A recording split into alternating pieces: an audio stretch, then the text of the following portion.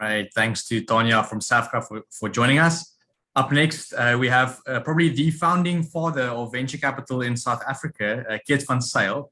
Keet, so good to have you here with us today. So excited to hear what you have to say. We've asked Keet just to tell us a little bit about the evolution of the venture landscape that he's witnessed over the last basically decade or more spent in the industry. Keet, a privilege to have you here on stage with us, and thank you for sharing with everyone. Over to you. Thanks, Lo, and yeah, well done, and congrats on all the good work you guys are doing to uplift SMEs and startups, and great conference, and good to talk to all of you. Yeah, Tanya added a couple of pearls of wisdom at the end there in terms of how to articulate the value proposition, etc. But yeah, just as a good sort of intro to the event, Knife Capital is a venture firm. I've been in the game with Eben van Neerden, my co-founder, and Andrea van Bomet joined us a bit later for 15 years. So, started at my VC career at Mark Shuttleworth's Here Be Dragons Fund. That was in 2007.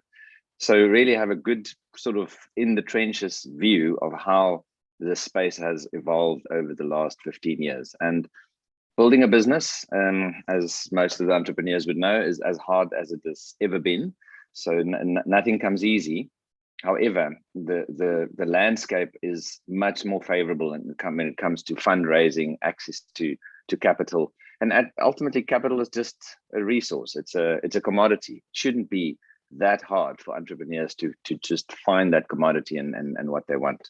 So if we go back to that period of between 2007, 8, 9, 10, there was basically only 3 VCs. It was Here Be Dragons, Mark Shuttleworth fund that we ran. It was Hasselplattner Ventures, which is Andrea, which is also part of Knife now, and there was Inventfin. Brett Kumail was at that stage part of Inventfin. He also branched out after that. 4DI Capital, which is still around, one of the top VCs, and came in. But deals were few and far between. It was really the top entrepreneurs. Many just had to bootstrap. There wasn't really much going on. There were other organizations that helped SMEs like Business Partners and a few others. So in 2010, the period sort of between 2010 and 2015, some VCs joined the fray. We really struggled to raise capital during that period. Had to get creative and launch things like our Grindstone Accelerator and a few other things. But it was still very difficult to get our hands on capital. And most of the transactions that happened at that point was still angel investment and angel investors doing their thing. So into 12J. So one can say what you want about the should it have been stopped and how the benefit, should it have only invested in majority in tourism assets and guest houses and hotels and so forth. But at the end of the day, a lot of money was raised mainly by companies like Kalon, Clive Butko and team, Knife KNF Ventures, which is Knife Capital's 12J offerings, and really has become much easier to at a point for us to get our hands on capital, but also introduce a whole lot of people to this asset class. I think that is the future of entrepreneurial finance, is more this intermediated approach where it is not big BC funds trying to kind of invest in a select few. It is just entrepreneurs investing in other entrepreneurs through platforms that take the friction out of the system. And this, I think, was a catalytic approach, because we now have 200, 300 investors and those are high net worth individuals that are actually also angel investors in their own right, and doing amazing things, and are not necessarily only do it because there was a tax break involved. So that is a good hangover from the 12J space. But yeah, to where we are today, across the continent, I think Max and Maxime Bayern's research took 7 weeks across Africa for entrepreneurs to raise $1 billion. Last year it took 21 weeks to do the same, and a mere 3 years ago it took almost a whole year for entrepreneurs to raise $1 billion on the continent. In South Africa, there is increased recognition of our entrepreneurial and specifically our tech entrepreneurial talent. There's many reasons for that. One of the reasons is the SASME fund.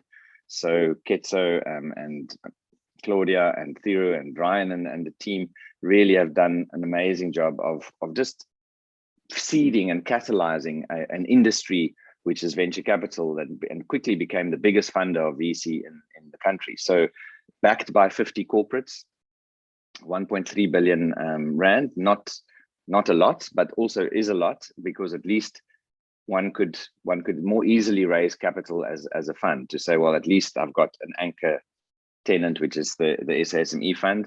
They did a clever thing and really looked across the spectrum at some accelerators, some new funds, specifically female led funds, black owned fund managers, and one or two of the stalwarts, the 40i capitals, the knife capitals of the world, Savant as an accelerator, etc. But so that is significant because it really helps to put capital back into the entrepreneurs' hands first, but secondly, because most South African entrepreneurs are generally B2B and not straight B2C, or at least B to small B2B business models, the funders, the Discovery Health and the Pick and Pays and the Capitex behind the SASME fund makes it more easier to access those corporates. As I said, there's a little bit of a hangover from 12J still. Those funds still need to be deployed. We certainly have some cash left, as does Kalon, etc. Then the fact that international VCs are increasingly investing on the continent, that has had a good positive effect in terms of more international funders coming to the continent, but also to places like Cape Town, as one should, and trying to figure out how to get involved in the ecosystem. More angel investors are being created with every exit. So we certainly have a few of the entrepreneurs that we've backed through the years have exited with us, made quite a lot of money. And because they've got that entrepreneurial gene, as you all know, you're not very employable. You're going to try and make it easier for other entrepreneurs, or at least put your money where your mouth is to do so. So more and more angel investors. And as I mentioned, the space is becoming a little bit more open for anyone to really become a mentor, angel investor, etc. But just to remember the fundamentals of fundraising of the game, we always package it in find, make, grow, realize. Finding great entrepreneurs to invest in, finding the money as we have to invest in you. But that mainly the magic happens when three things collide. Thing one, awesome product or service. Business needs to be amazing. The innovation needs to be there. The scalability needs to be just 80-20, 20% on the top side, and not in the bottom quartile of a bad product. Secondly, a large addressable market for that product. No point in this fundraising game to play small. At least try and play big and swing for the fences. And thirdly, an entrepreneurial team that can execute. So if you have an amazing product service, an awesome team that can execute that awesome product into a large market, that's where the funding and the scale happens. Once you've found that deal, you need to make a good transaction. I think that's where the due diligences, the term sheets, safe agreements, all those things come into play. What is the value of the business? How do you close those transactions? What does your data room look like? I know certainly that Lo and team do quite a lot of work at that end, but then the hard work starts.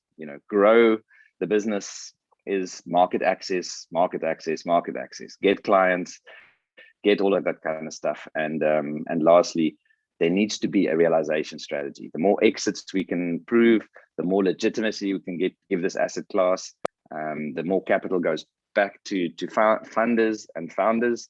And yeah, we are very excited about that, because we look at entrepreneurs as our future bosses. as our future funders, and we need to make sure that we treat them with respect and not as this mighty funder coming to invest in entrepreneurs. So yeah, good luck, and thanks, Lo, for the platform. And yeah, I think it's an exciting space to be at the moment, and it's never been a better time to be in this ecosystem that we are in. Yeah. Keet, thank you very much for sharing your wisdom with us. Find, make, grow, realize. We did Keet's course when we were in our infancy stages, kind of prior to first client, I think about 9 years ago already, where they had already kind of like set up this structure of thinking. And it's only taken the time to materialize this and to become one of the most respected venture capital funds out there. So that's really cool to see your journey as well as the development of the ecosystem. And I love what you said about just kind of like, founders starting companies, growing them, selling, and then starting to put money back into the ecosystem. We're seeing more and more of that at the moment, which really creates critical momentum that I think will take things forward. So yeah, thanks for the share. Great to have you here with us today, and keep up the good work on your end as well.